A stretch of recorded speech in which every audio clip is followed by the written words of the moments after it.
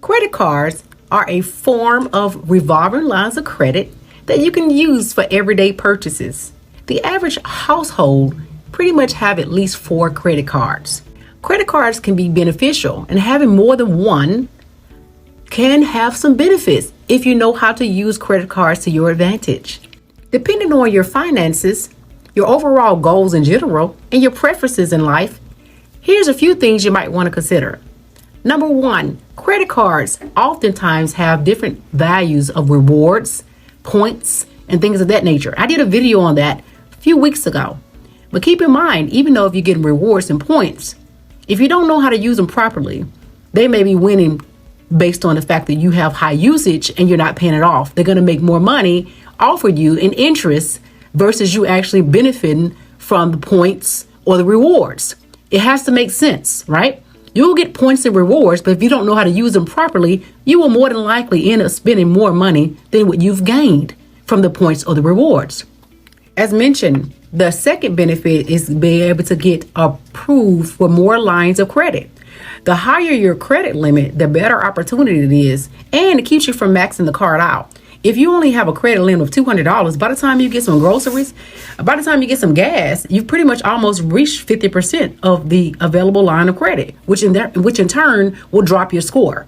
Keep in mind, those small credit card limits really are just credit building accounts. You really don't have much to use them for. And by the time you use it, if you don't pay it off and you only make the minimum due, it actually can drop your credit scores and in turn won't be beneficial. Another benefit is having a backup method. This is the third option. Here's the thing you need to understand. Whenever you are traveling, instead of using your bank card or anything like that, you can use your credit card. In turn, in replace of having to use your credit card, will allow for you not to have your personal banking information displayed. And in the event that you are traveling and you don't want to have to get a card replaced because if it's lost or stolen, you haven't used your bank account information. You're using your credit card, and usually you have security, which is protection. In the event that something has happened to the account, you usually are protected in most cases, depending on the circumstances. 99% of the time when I've had something happen to my card, if there's any fraudulent activity or if it's lost or stolen, I'm usually well taken care of because they understand that those things can happen with those types of credit cards. But you have to be careful because it's also depending on how the credit card was used and those sorts. So you have to be real cautious about how you taking use of credit cards.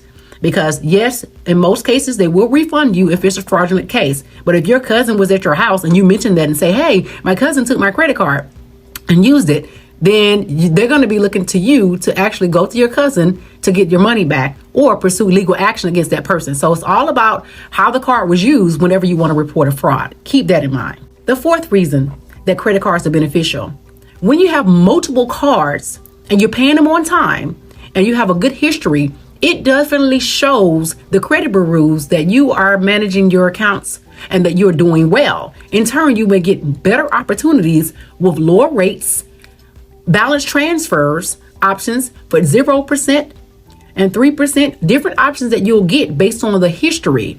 The more accounts you have, that's how you get your scores to 800. You don't get to 800 scores by having 1 or 2 accounts. So if your goal is to get your score as high as possible, and the highs, 8s, or even possibly a 900 score. I don't know anyone with a 900 credit score, but I've definitely reached the 8s. In the mid 800s. And I tell you, it wasn't something that was easy to obtain. It takes time to get that far. And it's all based on your history, not necessarily because you're making your payments on time. It has a lot to do with how you're making your payments. How are you utilizing those cards? Last but not least, when you get credit cards, you have to make sure you use them wisely. That's an issue we run into with a lot of people. When you get credit cards, you have to use them responsibly. Yes, you can benefit from the credit cards, and it can really help you to have a different lifestyle and help you be able to do things you probably would not be able to do. But if you're not using them wisely and your credit scores drop because of your usage, then you're not benefiting from the point of having the credit cards, because credit cards can save you from a lot of headache and pain during a hardship. But it's not to be used as if you're going shopping sprees and wasting money that you cannot really afford to pay back. So take that into consideration and make sure you use your credit wisely so that you can build better scores so that you can do an investment or buy a home based on your facts of life. Enjoy.